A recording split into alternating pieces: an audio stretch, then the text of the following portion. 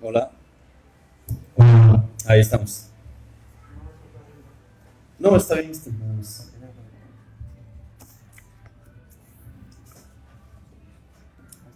Ahí está, sí.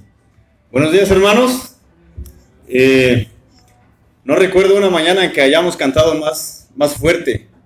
Creo que el Señor está contento con nuestra alabanza, con la alabanza de su iglesia en esta mañana. Hemos cantado muy fuerte, muy bonito. El Señor seguramente nos ha escuchado, así que llegó la hora de que nosotros escuchemos la palabra del Señor, lo que Dios nos quiere decir en esta mañana, lo que Dios quiere que nosotros sepamos y que luego vayamos y lo hagamos cada día de nuestras vidas. Así que vamos a abrir nuestras Biblias en la primera carta a los Tesalonicenses, donde hemos estado ya por varias semanas. Y vamos a buscar el capítulo 4, en el versículo 1 al versículo 12. Primera carta a los Tesalonicenses, capítulo 4, versículos 1 al 12. Es ahí donde vamos a estar estacionados en esta mañana para poder escuchar la palabra de Dios. ¿Sí? Estaba preocupado porque pues no había luz cuando llegamos y me esforcé tanto en hacer las diapositivas que dije, híjole, pues ya ni modo, se van a perder de un buen paisaje los hermanos. Pero pues gracias a Dios tenemos diapositivas, tenemos energía otra vez, así que pues podemos ver esos hermosos paisajes que el Señor nos regala también. Bueno, antes de comenzar vamos a orar. Padre, te damos gracias por tu amor, por tu cuidado, por tu palabra en esta mañana que vamos a escuchar. Te pedimos que tu Espíritu Santo pueda guiarnos a poner atención a tu palabra.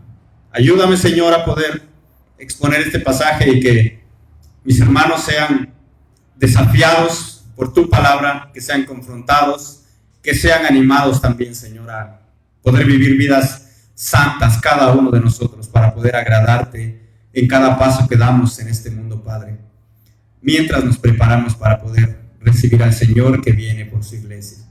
Te lo pedimos en el nombre de Cristo Jesús. Amén. Bueno, pues en esta mañana tenemos un mensaje que le puse como título, dale para ahí, si no me equivoco, el caminar del cristiano. El caminar del cristiano es lo que vamos a ver en esta mañana. Vamos a dar lectura y luego vamos a tratar de explicar lo que Pablo está escribiendo en este pasaje. Dice así la palabra de Dios. Por lo demás, hermanos, les rogamos y les exhortamos en el Señor Jesús, que tal como han recibido de nosotros instrucciones acerca de la manera en que deben andar y agradar a Dios, como de hecho ya andan, así abunden en ello más y más. Pues ustedes saben qué preceptos les dimos por autoridad del Señor Jesús, porque esta es la voluntad de Dios, su santificación, es decir, que se abstengan de inmoralidad sexual, que cada uno de ustedes sepa cómo poseer su propio vaso, en santificación y honor, no en pasión degradante como los gentiles que no conocen a Dios. Que nadie peque ni defraude a su hermano en este asunto, porque el Señor es el vengador en todas estas cosas, como también antes les dijimos y advertimos solemnemente, porque Dios no nos ha llamado a impureza, sino a santificación. Por tanto, el que rechaza esto, no rechaza a un hombre, sino al Dios que les da a ustedes su Espíritu Santo. Pero en cuanto al amor fraternal, no tienen necesidad de que nadie les escriba, porque ustedes mismos han sido enseñados por Dios a amarse unos a otros, porque en verdad lo practican con todos los hermanos que están en toda Macedonia.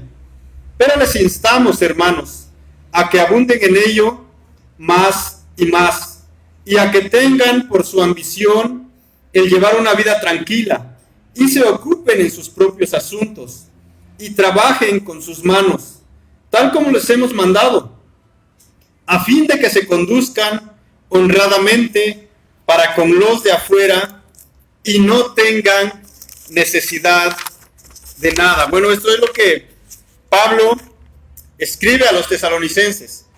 Ya vimos la primera parte de la carta, capítulo 1 al 3, fue la primera parte donde Pablo reconoce a los tesalonicenses, reconoce su amor por Dios, reconoce cómo ellos también aman a Pablo de alguna manera, reconoce cómo ellos al escuchar la predicación del Evangelio, la recibieron con agrado, escucharon el Evangelio y muchos creyeron en el Evangelio, creyeron en Cristo y se convirtieron en cristianos.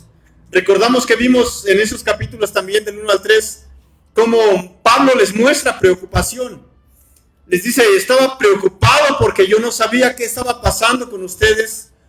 Así que no pudiendo soportarlo más, dice Pablo, envié a Timoteo para que fuera a verlos, para que fuera a visitarlos, para que afirmara la fe de ustedes. Recordemos que la iglesia en Tesalónica era una iglesia nueva todavía. El hermano Omar decía, era una iglesia bebé. Estaban apenas empezando a desarrollarse en la vida cristiana.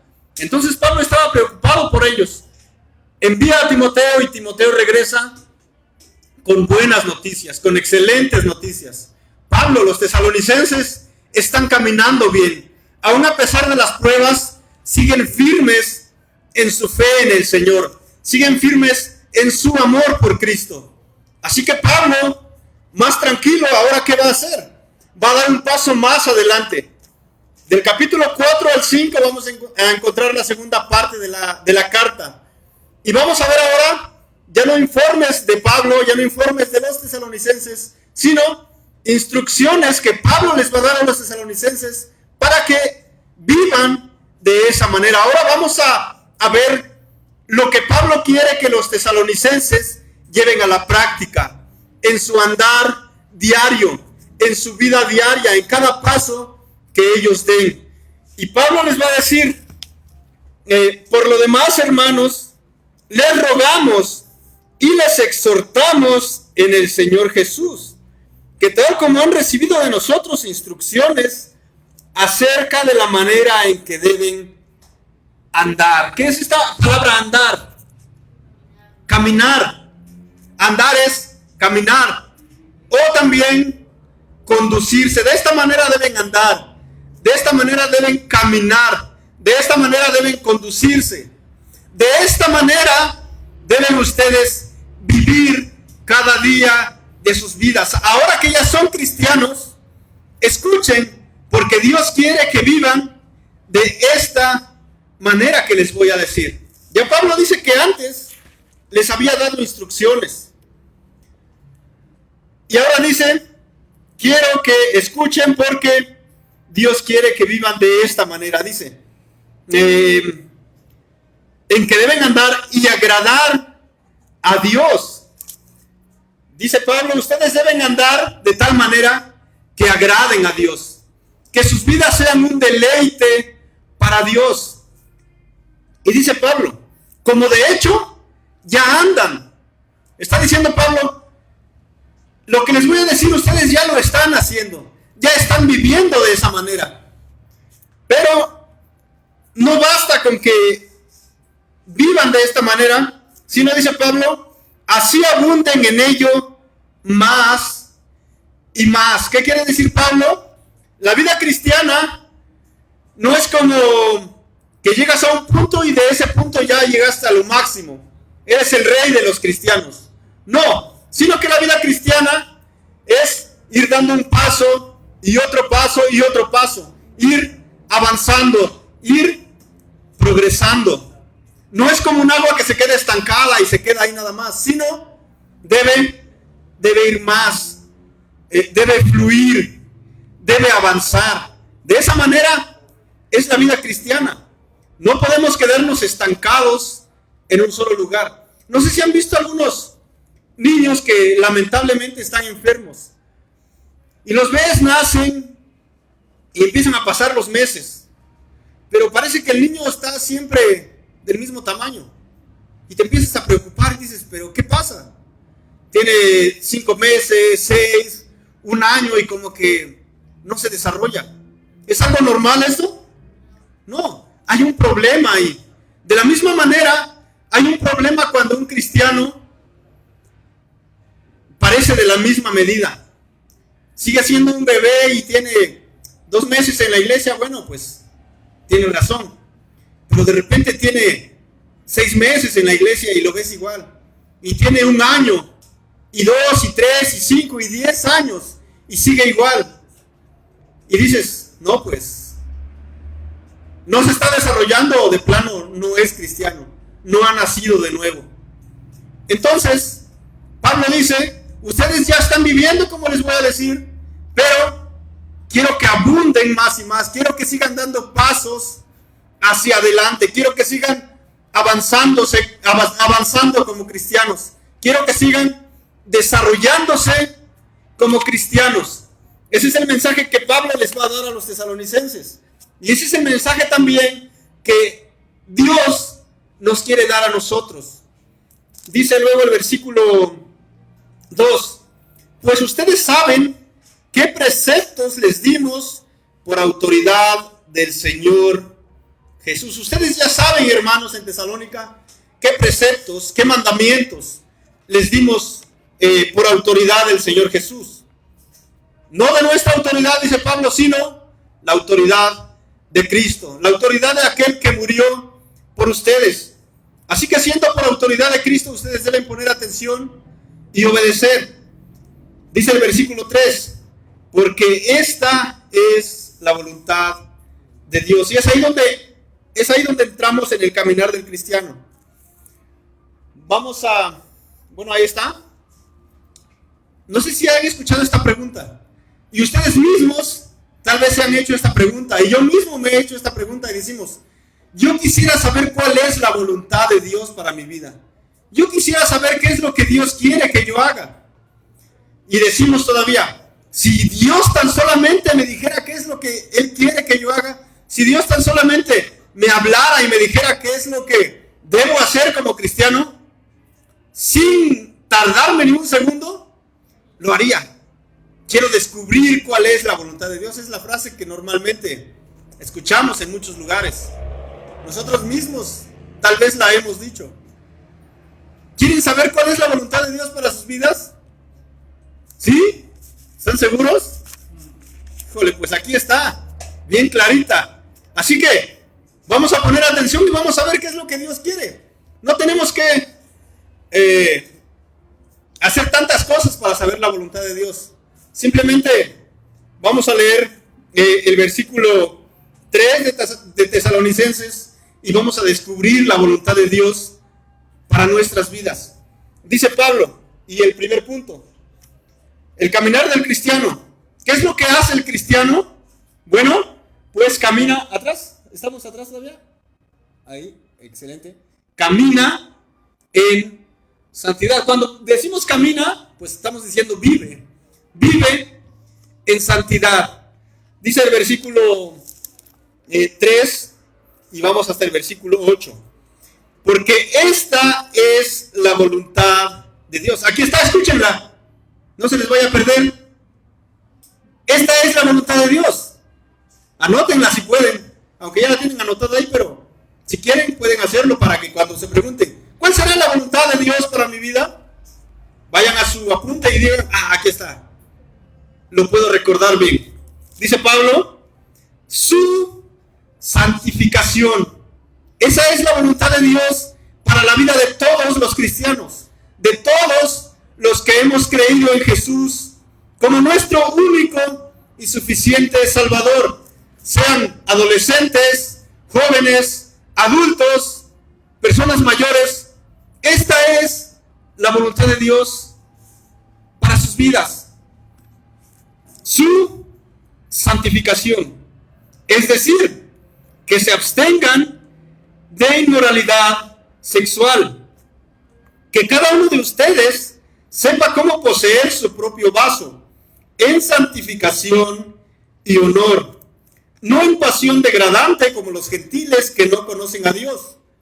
Que nadie peque ni defraude a su hermano en este asunto, porque el Señor es el vengador en todas estas cosas, como también antes les dijimos y advertimos solemnemente, porque Dios no nos ha llamado a impureza, sino a santificación. Por tanto, el que rechaza esto, no rechaza a un hombre, sino al Dios que le da a ustedes su Espíritu Santo. Entonces, ¿cuál es la voluntad de Dios para los cristianos? ¿Cuál es la voluntad de Dios para tu vida? Seas quien seas, tu santificación. Eso es lo que Dios quiere de ti, tu santificación. Ahora, ¿qué quiere decir esto de santificación? Quiere decir que de pronto me voy a meter en un nicho, en una vitrinita ahí, me voy a poner en el rincón de mi casa y alguien me va a llevar flores y velas. ¿Quiere decir eso? No, no quiere decir eso. Cuando nosotros escuchamos la palabra santo, por el contexto en el que vivimos o del que venimos, decimos, no, pues un santo es no, pues San Agustín, Santa Lucía y San Pedro y San Pablo, y no, pues ha de ser alguien que nunca ha pecado y pues es un santo. Eso es para nosotros un santo cuando lo escuchamos así. Pero cuando vemos lo que la Biblia dice, un santo es aquel que ha creído en Cristo y ha sido apartado para los propósitos de Dios. No hay mucha necesidad de que lo explique porque justamente es el tema que David tocó en Levítico. Los que no vinieron, pues lo sentimos, ¿no? Se lo perdieron. No, pero un santo o vivir en santificación es vivir apartado para los propósitos de Dios. De eso se trata. Es como, a ver qué ejemplo podemos poner. Es como cuando obedecemos el mandato de Pablo en Corintios, creo que es, cuando habla acerca de las ofrendas. Dice que ya debes traer tu ofrenda apartada, que debes traer tu ofrenda lista para depositarla en el lugar que corresponde. Entonces tú tomas tu cartera, supongamos, y toda la semana vas metiendo ahí no sé cuánto. Supongamos 10 pesos todos los días de la semana. Y de repente necesitas comprar algo. Y dices, híjole, no tengo cambio. Y ves el monedero ahí de donde estás apartando tu ofrenda. Y tú dices, bueno, aquí tengo cambio, pero no lo voy a tocar. ¿Por qué? Porque está apartada. ¿Para qué? Para un propósito, para la ofrenda. Es algo más o menos así. Entonces, cuando hablamos de un santo, estamos hablando ¿de quién creen? De todo aquel que ha creído en Cristo como su Salvador. ¿Tú has creído en Cristo como tu Salvador? Si es así, la Biblia dice que tú eres un santo. Por eso Pablo, cuando comienza sus cartas, sus epístolas, dice a los santos que están en Corinto, a los santos que están en Colosas, a los santos que están en Filipos, a los que han creído en Cristo como su Salvador. Hemos sido santificados por medio de Cristo, hemos sido apartados para los propósitos de Dios. Entonces, ¿qué es lo que quiere Dios? La Biblia dice que ya somos santos en una santidad posicional, se dice. Por cuanto hemos creído en Cristo somos santos. Pero también quiere que vivamos esa santidad en una vida práctica. Que nuestra santificación se vea reflejada en nuestra manera de vivir. Entonces la voluntad de Dios es que el cristiano camine en santidad. ¿Y qué quiere decir eso? ¿En qué consiste esta santificación de la cual Pablo está escribiendo a los tesalonicenses? Dice, porque esta es la voluntad de Dios. ¿Cuál es la voluntad de Dios? Su santificación. ¿Y de qué trata esto de santificación? Dice Pablo, es decir, que se abstengan de inmoralidad sexual. Híjole, Pablo va a hablar fuerte aquí, parece. No, algunos van a decir, no, yo pensé que en la iglesia no se hablaba de estos temas, ¿no? Medios complicados. Pero Pablo sí lo trata. Cuando le habla a los corintios, o a los corintios, también lo trata de una manera bastante fuerte. Así que pues tenemos que hacerlo. Como Pablo dijo, no he rehuido el compartirles todo el consejo de Dios. No podemos darle vuelta a este asunto. Entonces la voluntad de Dios es que se abstengan de inmoralidad sexual. ¿Y qué quiere decir inmoralidad sexual? Bueno, estaba buscando una definición y dice, es participar deliberadamente en el adulterio o la fornicación. Eso quiere decir inmoralidad sexual. Participar deliberadamente o voluntariamente en la fornicación o el adulterio. ¿Qué quiere decir fornicación? ¿Han escuchado esta palabra? ¿En dónde la han escuchado? Yo la he escuchado en muchos lugares, pero en la Biblia también la he escuchado y la he leído. ¿Qué quiere decir esto de fornicación? Pues para hacerlo de manera sencilla podemos decir que fornicación es tener relaciones sexuales antes del matrimonio. Eso quiere decir fornicación. ¿Y qué quiere decir adulterio? ¿Lo han escuchado? Creo que todos. ¿Qué quiere decir adulterio entonces? Es tener relaciones sexuales con un hombre o con una mujer que no es tu esposa o tu esposo. De eso se trata el adulterio. Entonces Pablo dice, absténganse de estas cosas. ¿De qué? De la inmoralidad sexual. ¿Qué es la inmoralidad sexual? Fornicación, tener relaciones sexuales antes del matrimonio, y del adulterio, tener relaciones sexuales fuera del contexto matrimonial. Ahora, veamos qué dice el mismo Pablo en otras cartas acerca de esto. Vamos a ver primera carta a los Corintios.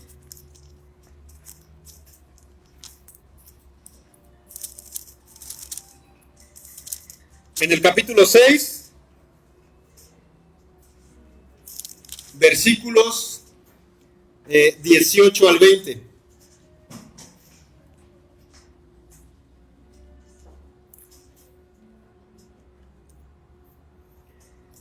Dice, primero a los Corintios 6, 18 al 20. Huyan de la fornicación.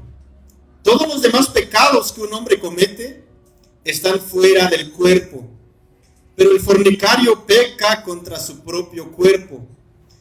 ¿O no saben que su cuerpo es templo del Espíritu Santo que está en ustedes, el cual tienen de Dios, y que ustedes no se pertenecen a sí mismos? Porque han sido comprados por un precio. Por tanto, glorifiquen a Dios en su cuerpo y en su espíritu, los cuales son de Dios. Híjole, qué tremendo darte cuenta que el problema que vivimos hoy es el mismo problema que vivían hace cientos de años atrás. Parece que Pablo nos está escribiendo específicamente a nosotros. ¿Por qué? Porque son los mismos problemas que nosotros enfrentamos. Y aún pienso yo que ha empeorado el problema. Fornicación, ¿dónde hay? Por todo lado. Adulterio, ¿en dónde hay? Por todo lado. Basta con escuchar la conversación de unos amigos ahí, de los muchachos en la esquina, para enterarte. Basta con escuchar conversaciones en tu trabajo para saber que el mundo practica estas cosas y se deleitan en estas cosas. Y es como un trofeo en sus vitrinas hacer estas cosas. Pero ¿qué dice Pablo? El cristiano debe abstenerse de estas cosas. ¿Por qué? Por lo que dice Corintios, o la segunda carta de los Corintios. Huyan de la fornicación, porque cualquier pecado, dice, que el hombre comete está fuera de su cuerpo. Pero el que peca de esta manera, fornicando, atenta contra su propio cuerpo. Un cuerpo que ha sido comprado por la misma sangre de Cristo. Y los jóvenes, ¿qué dicen? Abren sus oídos y su corazón y tratan de atesorar estas palabras de Pablo. Huyan de la fornicación, porque han sido comprados por Cristo. Cristo ha dado su sangre para que sus almas hayan sido lavadas de sus pecados.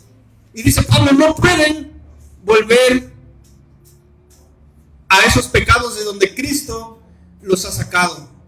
No pueden. Proverbios dice, el perro vuelve a su vómito, algo así dice, ¿no? Y es algo real. Pero nosotros no somos perros, nosotros somos cristianos. Por lo tanto, donde Cristo nos ha sacado, no podemos volver a caer otra vez en lo mismo.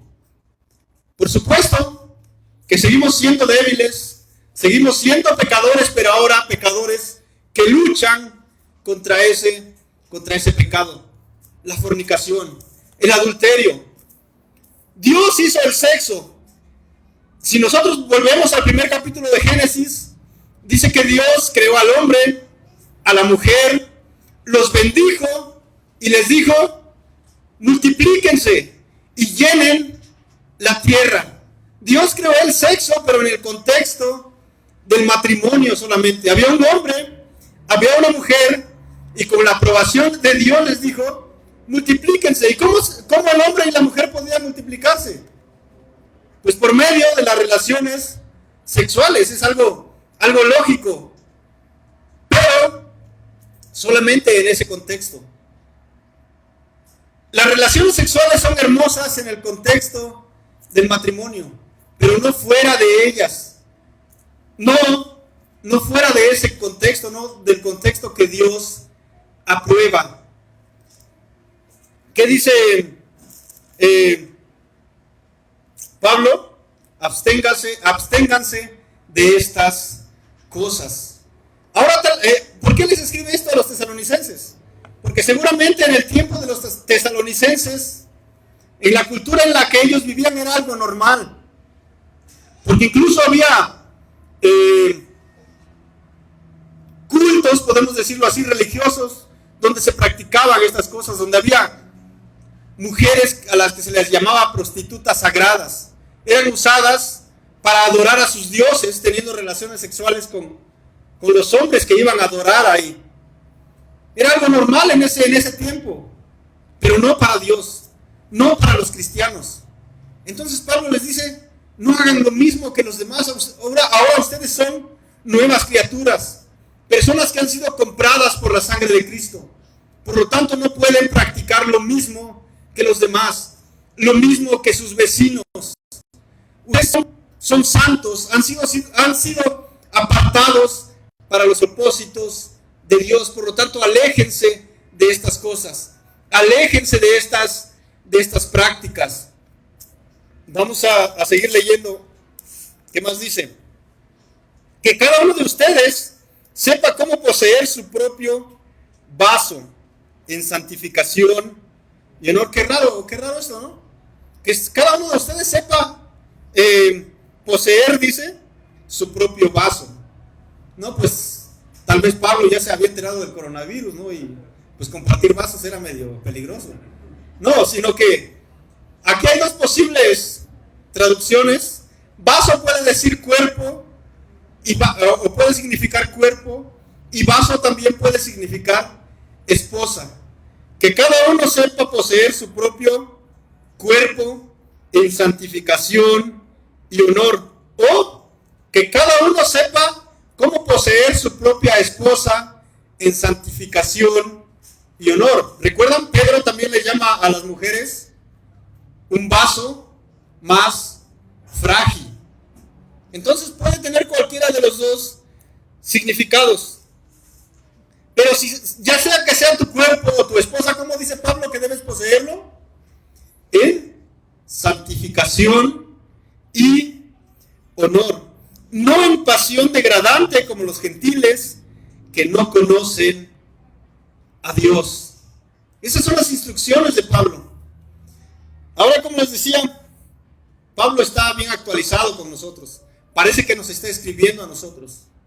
Pero ¿saben? Tal vez en el tiempo de los tesalonicenses podríamos decir que era un poquito menos complicado mantenerse alejado de esto. ¿Por qué? Pues en el tiempo de los tesalonicenses no había celulares, no había computadoras, pues no había internet. Pero en nuestro tiempo hay todo eso y hay mucho más. Estás a un clic de distancia de la inmoralidad sexual. Porque eso es lo que se vende ahora. Prendes la televisión y ¿qué es lo que te encuentras? Entre más músculo tengan los actores de la televisión, mucho mejor. Entre menos ropa tengan las mujeres, las actrices de la televisión, mucho mejor. Dicen ellos, es lo que vende. ¿Qué dicen? El que no enseña, no vende. Esa es la frase del mundo. ¿Y qué pasa cuando eres hombre y ves a esa actriz con muy poca ropa? Pues tu mente empieza a volar por todos lados. Eso es lo que sucede. ¿A qué apunta el sistema de este mundo? A hacerte caer, a hacerte pecar. Todo está, ¿cómo se puede decir? Armado, diseñado para eso. Para el pecado. Tú vas y pasas por ahí en la carretera y un anuncio espectacular anunciando cervezas. ¿Y cuál es el principal atractivo de ese anuncio? No un vaso de cerveza bien espumoso, sino una mujer enorme con poca ropa sosteniendo un vasito de cerveza. Eso es lo que vende. Eso es lo que el enemigo quiere. Vas al Facebook. ¿Y qué encuentras? Lo mismo, exactamente. Y vas al Facebook de la señorita cristiana de tu iglesia y ¿qué encuentras? Híjole. A veces lo mismo exactamente. Y bueno, creo que ya pasó de moda un poco, pero hace unos meses atrás yo veía, lo siento. No, yo veía, es que tengo que hacerlo. Yo veía una foto de una señorita como que así, enseñando todo casi. Filipenses 4:13, todo lo puedo en Cristo que me fortalece. Híjole, pero ¿qué tiene que ver la foto con el versículo? ¿Qué tiene que ver su sensualidad con Dios? Nada, absolutamente. Pero eso es lo que el mundo nos ha enseñado. Eso es lo que el enemigo quiere. Que el cristiano caiga en inmoralidad sexual, porque como ya dijimos la vez pasada, desacredita el mensajero y el mensaje también es desacreditado. De eso se trata todo, de que caigamos para que el evangelio sea mal visto, para que el evangelio sea pisoteado. Y dice, creo que la carta a los hebreos, el evangelio, el cristianismo es pisoteado a causa de vosotros, dice, a causa de ustedes, los cristianos. Entonces, de eso se trata todo. Ahora tenemos internet. A un clic de distancia estás de inmoralidad sexual. Por ahí un buen amigo me mandó unos datos bien interesantes de un libro, que se los voy a compartir un poco, dice. Son datos de los Estados Unidos. Un hermano alguna vez dijo, yo no quiero saber nada de Estados Unidos, yo quiero saber de mi país. Desafortunadamente en nuestros países, en América Latina, no se hacen esos estudios como se hacen en Estados Unidos, por lo tanto no podemos tener cifras como ellos las tienen, pero se las voy a leer. Dice, en Estados Unidos se consume la suma de $3,076 en pornografía cada segundo. Imagínense, $3,076 se consumen en pornografía cada segundo. Otro dato, dijo Luisito, qué dato más perturbador, creo que dice, ¿no? Dice más, cada segundo hay 28,258 usuarios de internet viendo pornografía. Cada segundo 28,258 personas están viendo pornografía. Si hacemos la cuenta, ¿cuántos serían al día? Híjole, está difícil sacar la cuenta. Sigamos. cada segundo, 372 usuarios de Internet están buscando contenido clasificado como pornográfico. Cada 39 minutos, un nuevo video pornográfico es producido solamente en aquella nación, es decir, en Estados Unidos. El 30% del contenido de Internet es pornografía. Los sitios pornográficos atraen más visitantes cada mes que Amazon, Netflix y Twitter combinados. Imagínense. El 88% de la pornografía contiene violencia contra las mujeres. De 2005 a 2013, las búsquedas de porno adolescente se triplicaron a 500,000 por día. Ese es el mundo en el que vivimos. Ahora no es necesario, para ser infiel a tu esposa o a tu esposo, no es necesario que salgas de tu casa. Basta con comenzar un chat con algún otro hombre en Facebook, o en WhatsApp, o en Twitter.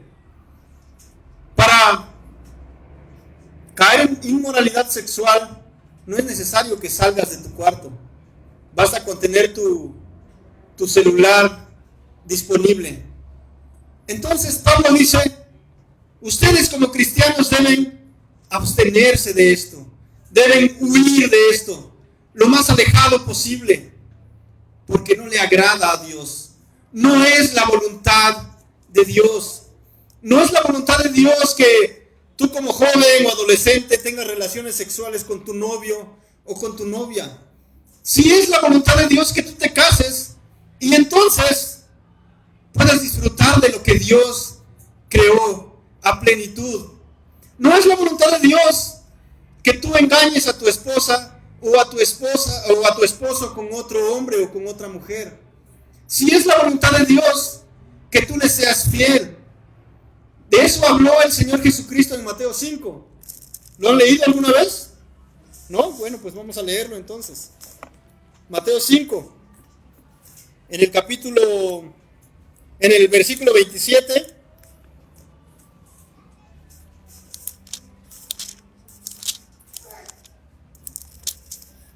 Mateo 5, 27 al 32. Dice así: ustedes han oído que se dijo, no cometerás adulterio. Ustedes, les está diciendo a las personas que lo están escuchando en ese momento, han oído que se dijo, no cometerás adulterio. Y ellos seguramente dijeron, sí, lo hemos oído. Incluso no lo hemos cometido. Pero vean lo que dice Jesús después.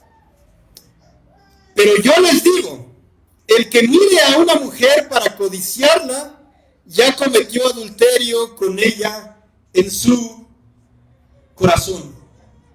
Ustedes escucharon que les dijeron, no cometan adulterio.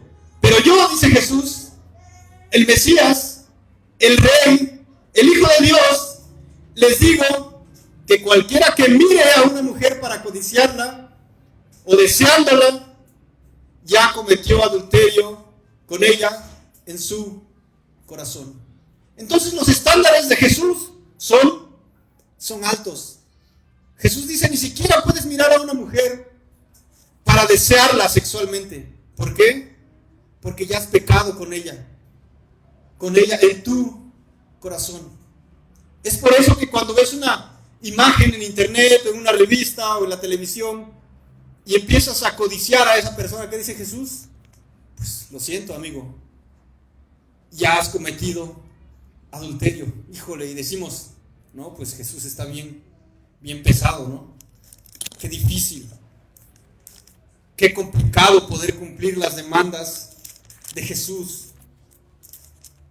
Qué difícil seguir sus mandamientos. Pero veamos qué más dice. Vamos a Tesalonicenses otra vez. Que nadie peque ni defraude a su hermano en este asunto, porque el Señor es el vengador en todas estas cosas, como también antes les dijimos y advertimos solemnemente, porque Dios no nos ha llamado a impureza, sino a santificación. Ese es el llamado de Dios para nosotros, no a impureza, no a contaminarnos con estas cosas, sino a en santidad.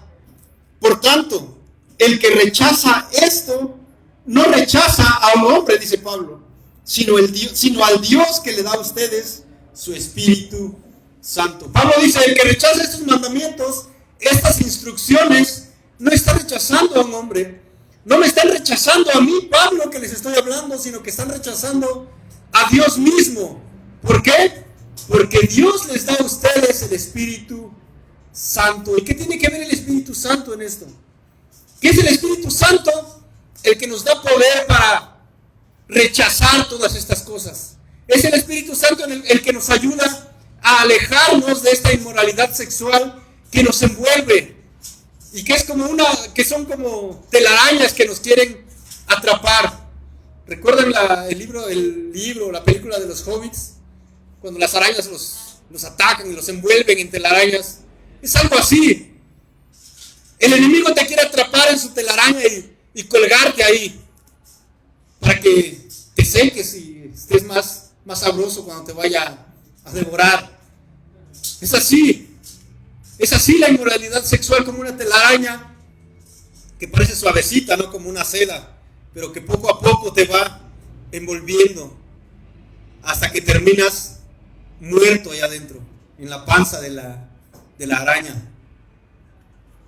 Pero bueno, hay mucho por decir y poco tiempo para poder decirlo. Imagínense, me quedan 6 minutos ya y tengo 2 puntos todavía, así que vamos a seguir mejor. Punto número 2, camina en amor. Versículo 9 al 10. Pero en cuanto al amor fraternal, no tienen necesidad de que nadie les escriba, porque ustedes mismos han sido enseñados por Dios a amarse unos a otros, porque en verdad lo practican con todos los hermanos que están en toda Macedonia. Pero les instamos, hermanos, a que abunden en ello más y más. Dice Pablo, en cuanto al amor, pues no tienen mucha necesidad de que se les sigan dando instrucciones, porque ustedes aman a los hermanos que los rodean, aman a los hermanos en toda Macedonia, dice Pablo. Pero el versículo 11 dice, el versículo 10, pero les instamos, hermanos, a que abunden en ello más y más. Así como los aman, sigan amándolos, que su amor siga progresando, que cada día sea más grande, que cada día sea más fuerte, que los amen hasta el punto del sacrificio, porque ese es el amor que Cristo les mostró a ellos y nos ha mostrado a nosotros también. No hay mayor amor que este, dijo Juan, que uno ponga la vida por sus amigos. Y ese es el amor al que Pablo quiere que lleguen los tesalonicenses, al punto del sacrificio por sus hermanos. Y es el mismo amor que Pablo quiere, o Dios quiere que nosotros lleguemos, hasta el punto del sacrificio, de sentirnos incómodos en las cosas que hacemos por amor a nuestros hermanos. Alguien dijo alguna vez, debes amar hasta que duela. Cristo amó hasta la muerte, a la muerte de cruz, como dice Pablo. No una muerte sencilla, no una muerte fácil, sino una muerte con una agonía terrible y dolorosa. Ese es el amor de Cristo por nosotros. Y de la misma manera debemos tratar de avanzar en nuestro amor hasta tal punto, hasta ese nivel de amor, hasta que a nosotros nos duela. Vamos a ver 2 versículos nada más en cuanto a esto. Primera carta de Juan, capítulo 3, versículo 14.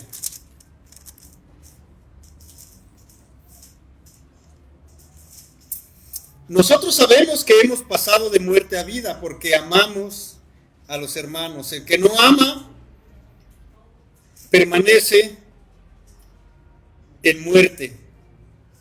Nosotros sabemos que hemos pasado de muerte a vida. Nosotros sabemos que hemos nacido de nuevo. Nosotros sabemos que somos cristianos. ¿Cómo?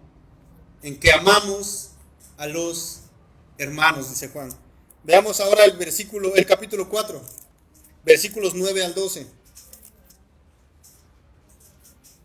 En esto se manifestó el amor de Dios en nosotros, en que Dios ha enviado a su Hijo unigénito al mundo para que vivamos por medio de él. En esto consiste el amor, no en que nosotros hayamos amado a Dios, sino en que Él nos amó a nosotros y envió a su Hijo como propiciación por nuestros pecados. Amados, si Dios así nos amó, también nosotros debemos amarnos unos a otros. Otra vez, Pablo dice, ámense unos a otros. Juan dice, ámense unos a otros. El Señor Jesús dice, ámense así como yo los he amado. Entonces, debemos avanzar en nuestra santificación, caminando en santidad, caminando en amor, avanzando cada día más a amar a nuestros hermanos. Y como último punto, para terminar y con menos tiempo para poder explicarlo, camina en honradez. El cristiano camina en santidad, camina en amor y camina en honradez. Veamos lo que dice el versículo 11 y 12 de Primera a los Tesalonicenses 4. Y a que tengan por su ambición el llevar una vida tranquila y se ocupen en sus propios asuntos y trabajen con sus manos, tal como les hemos mandado, a fin de que se conduzcan honradamente para con los de afuera y no tengan necesidad de nada. El verdadero cristiano camina en honradez. ¿Por qué Pablo les escribe estas cosas a estos tesalonicenses? Bueno, estas cartas a los tesalonicenses tratan de explicar que Cristo viene pronto por su iglesia. Tratan de explicar la segunda venida de Cristo. ¿Y saben qué estaba pasando entre los tesalonicenses? Pues muchos, escuchando que Cristo estaba cerca, empezaban a dejar sus trabajos.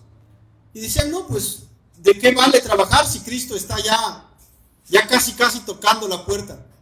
Entonces empezaron a dejar sus trabajos y no querían trabajar ya.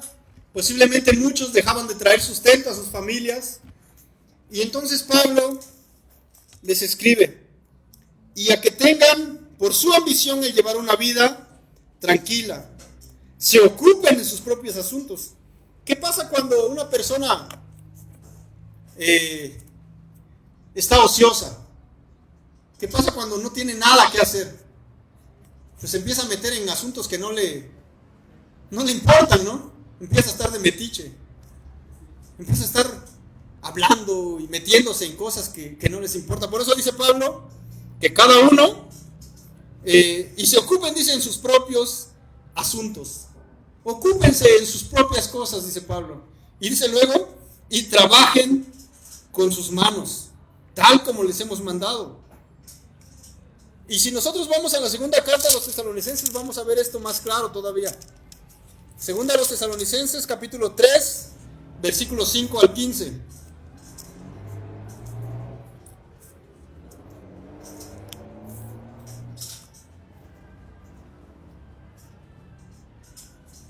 Dice que el Señor dirija sus corazones hacia el amor de Dios y hacia la perseverancia de Cristo. Ahora bien, hermanos, les mandamos en el nombre de nuestro Señor Jesucristo que se aparten de todo hermano que ande desordenadamente y no según la doctrina que ustedes recibieron de nosotros. Pues ustedes mismos saben cómo deben seguir nuestro ejemplo, porque no obramos de manera indisciplinada entre ustedes. Dice Pablo en el 8, ni comimos de balde el pan de nadie, sino que con dificultad y fatiga trabajamos día y noche a fin de no ser carga a ninguno de ustedes. No porque no tengamos derecho a ello, sino para ofrecernos como modelo a ustedes, a fin de que sigan nuestro ejemplo. Porque aun cuando estábamos con ustedes, les ordenábamos esto. ¿Qué es lo que le ordenaba Pablo? Si alguno no quiere trabajar, ¿qué dice? Que tampoco coma. Así que los tesalonicenses, algunos como que, no, pues ¿para qué trabajamos? Ya Cristo viene, así que de alguna manera alguien nos ha de regalar algo por ahí. Pero ¿qué dice Pablo? Si alguno no quiere trabajar, pues que no coma, ¿no? Fácil. Resuelto el problema, dice Pablo. Dice luego, porque oímos que algunos entre ustedes andan desordenadamente sin trabajar. Y aquí está, pero andan metiéndose en todo, andan de metiches ahí en todo lugar. ¿Por qué? Por falta de trabajo. Dice luego, a tales personas les ordenamos y exhortamos en el Señor Jesucristo que trabajando tranquilamente coman su propio pan. Pero ustedes, hermanos, no se cansen de hacer el bien. Y si alguien no obedece nuestra enseñanza en esta carta, señalen al tal y no se asocien con él para que se avergüence. Sin embargo, no lo tengan por enemigo, sino amonéstenlo como a un hermano. Sí que los tesalonicenses no querían trabajar. Y dice Pablo, pues si no quieren trabajar, pues que no coman. Fácil y rápido solucionado todo. Pero, ¿por qué Pablo da estas instrucciones? Porque dice en el versículo 12 del capítulo 4 de 1 a los tesalonicenses, a fin de que se conduzcan honradamente para con los de afuera y no tengan necesidad de nada. Si se han dado cuenta que Pablo ha ido progresando en esto, primero el cristiano vive en santidad, guardando su cuerpo del pecado, consigo mismo. Después, el cristiano anda en amor. Amen a los demás. Primero consigo mismo, luego con los demás, y el cristiano anda o vive honradamente con los de afuera. Pablo cubre todos los aspectos, con nosotros mismos, con nuestros hermanos y con los de afuera. ¿Cuáles son los de afuera? Los que no conocen a Cristo. ¿Por qué? ¿Por qué el cristiano debe vivir de esta manera? Porque de esa manera el evangelio va a ser predicado, el evangelio va a ser escuchado, el evangelio va a ser creído, porque el mensajero está viviendo de la manera que ese evangelio dice que debe y que necesita vivir. Si nosotros no vivimos así, el mensaje que damos no va a tener fuerza, no porque el mensaje no tenga poder, sino porque el mensajero está viviendo de una manera desordenada, de una manera contraria. Por lo tanto, queremos que el evangelio siga extendiéndose en este lugar y en todo lugar por donde vayamos. Queremos que Cristo sea glorificado. Queremos que Jesús sea conocido como el Rey.